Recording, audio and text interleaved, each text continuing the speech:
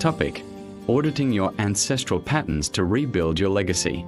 Topic: Have you ever felt like you're stuck in a loop, repeating the same mistakes or facing the same challenges over and over again?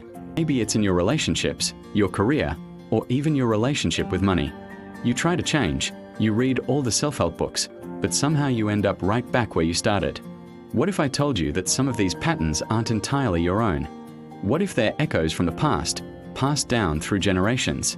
Today, we are diving deep into a powerful concept: auditing your ancestral patterns to rebuild your legacy.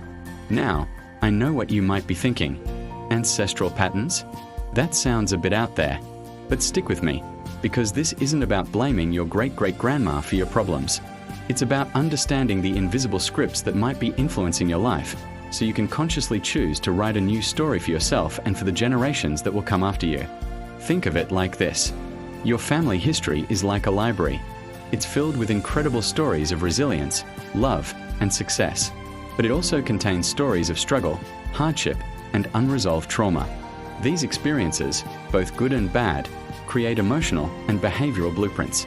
And just like we inherit physical traits like eye color or height, we can also inherit these emotional blueprints. They become the default settings for how we respond to stress, how we view the world, and what we believe is possible for ourselves. For example, maybe you come from a long line of people who lived through economic hardship. They might have developed a scarcity mindset out of necessity, constantly worried about not having enough, saving every penny, and being afraid to take financial risks. Even if you're now in a completely different financial situation, you might find yourself unconsciously operating from that same place of fear and scarcity, holding you back from investing in yourself or pursuing your dreams. Or perhaps there's a pattern of difficult relationships in your family. Maybe communication was always strained, conflicts were swept under the rug, or people felt they couldn't be their authentic selves. You might find yourself repeating these dynamics in your own friendships and romantic partnerships without even realizing why. You're just following a pattern that feels familiar, even if it's not healthy. These are ancestral patterns in action. They are the unconscious habits, beliefs, and emotional responses passed down through your family line. So, how do we begin to audit these patterns? The first step is awareness. You can't change what you can't see. This process is like becoming a detective of your own family history. Start by getting curious. Talk to your family members if you can. Ask your parents, grandparents, aunts, and uncles about their lives. Don't just ask for the highlight reel. Ask about the challenges they faced. What were their biggest fears?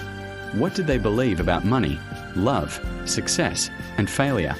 What were the unspoken rules in the family? Listen for recurring themes. Are there common struggles with health, addiction, or finances? Is there a pattern of people not pursuing their passions? Is there a theme of emotional suppression, where no one talks about their feelings? Pay attention to the stories that get told over and over, and also to the stories that are never told, the family secrets. Sometimes, what's left unsaid is just as powerful as what is spoken. As you gather this information, create a kind of family map or timeline. You don't have to be a professional genealogist. Just jot down what you learn. Who were these people? What were their lives like? What major historical events did they live through? War, immigration, economic depressions. These large-scale events have a massive impact on families and can create collective trauma that echoes for generations. The second step, and this is crucial, is to connect these external stories to your internal experience. As you learn about a pattern of, say, financial anxiety in your family, ask yourself, where do I see this in my own life? Do I feel a constant sense of dread about money, even when I'm objectively okay?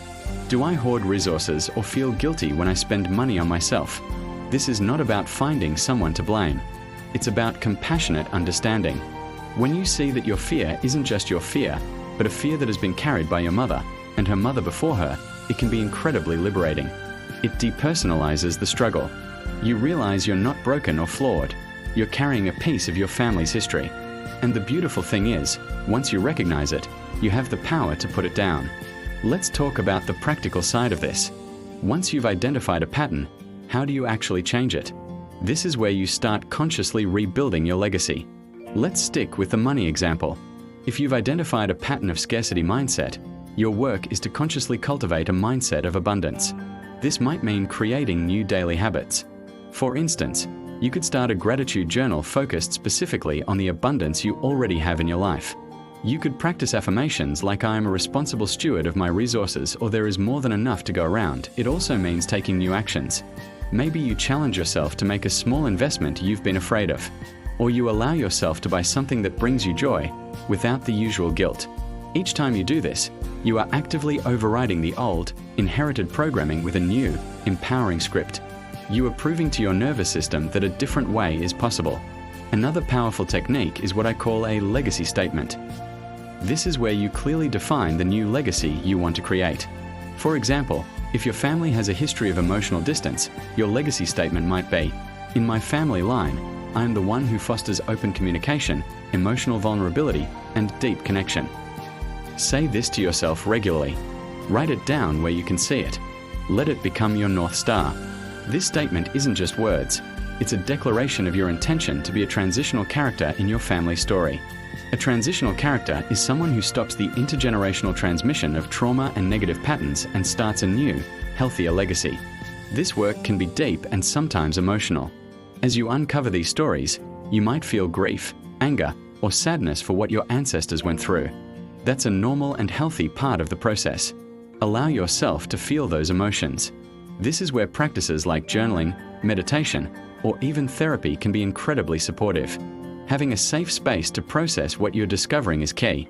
If you find that this exploration brings up significant distress or trauma, please consider reaching out to a mental health professional. They can provide guidance and support as you navigate this journey. You don't have to do it alone.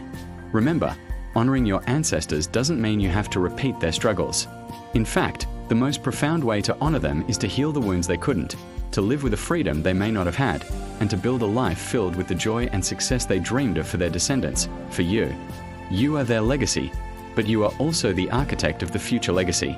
By auditing these ancestral patterns, you are doing more than just improving your own life.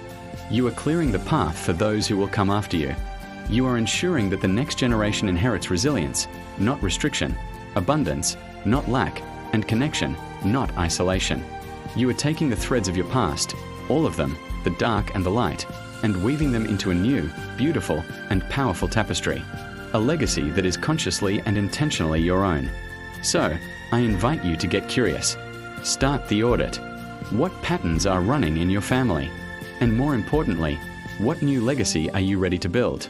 Thanks so much for watching today. If this resonated with you, let me know in the comments what patterns you're starting to notice.